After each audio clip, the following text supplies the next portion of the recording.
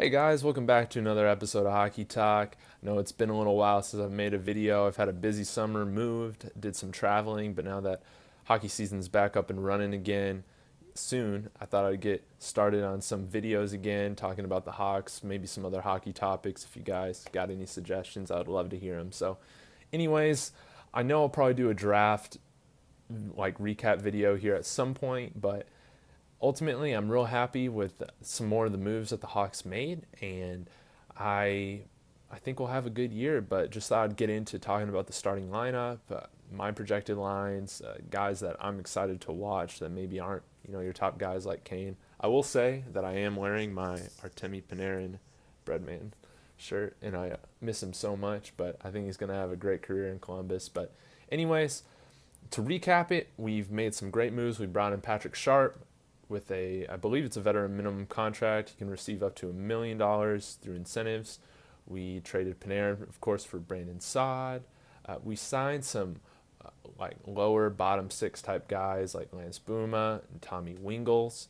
I forget where Wingles most recently played. I think Boma or Buma, however you say it, was with Calgary. Um, of course, he brought in Connor Murphy after trading Jalmerson.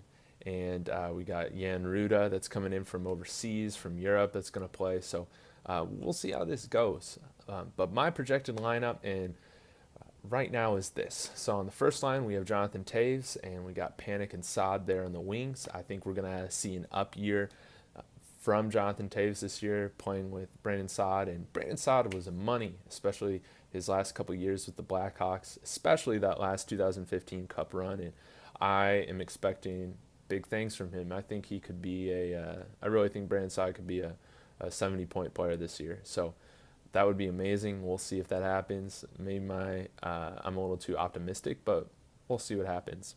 Second line, got Artem Anisimov centering it with Patrick Kane, of course, on the wing, and Patrick Sharp there on the other wing. So I think I would prefer to see Sharp on the second line, but I really think you know how Q is with his veterans. I think he's going to give him time, and I think you'll see Patrick Sharp on that line, which brings me to line number 3. What I think I'd really like to see would be Nick Schmaltz moving up onto that winger spot, but with Sharp being there and center depth being kind of low, I think it's great to have Schmaltz in that third line center.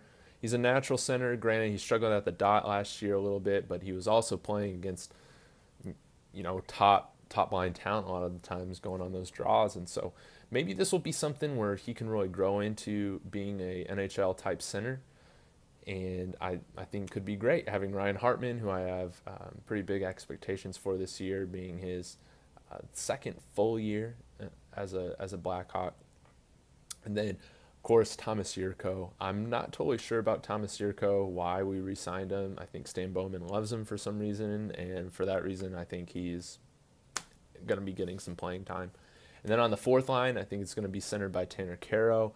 We're going to have Tommy Wingles on one wing, and then I would really like to see John Hayden get some time playing the other wing, maybe mixing it up at center a little bit. I think the Blackhawks, from what I've read and what I've listened to, really love his leadership. He was the captain over at Yale, and he's a big presence. He's a big body, and we need some more of those guys. We got a little bit of that back with Brandon Saad, but we still, and Armin Isimov plays in front of the net, but we still need more guys like that. So on the back end, we got Duncan Keith and Connor Murphy. I think Connor Murphy is really going to surprise some people, and I think he's a great long-term player to have here on the roster, especially for his contract. I think he's a little bit more defensive, but I think he can really grow into a legitimate top center or top D pairing guy.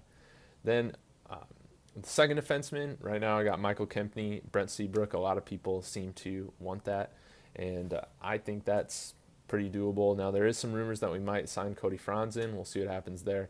And then, of course, Gustav Forsling and Jan Ruda, I believe, will be getting that third D pairing. We're not too deep in defensemen. We got some forward prospects that I believe should be having some time in Rockford, whether that's a year or two. Like DeBrincat, I think he can come up and be a top 6 guy, but I'd rather him be getting top 6 minutes in Rockford in the AHL for a little bit before coming up to the NHL. So lastly but not least, the Goalies, of course, Corey Crawford is going to start, and then Anton Forsberg, who we got in the Saad trade, is going to be our backup goalie.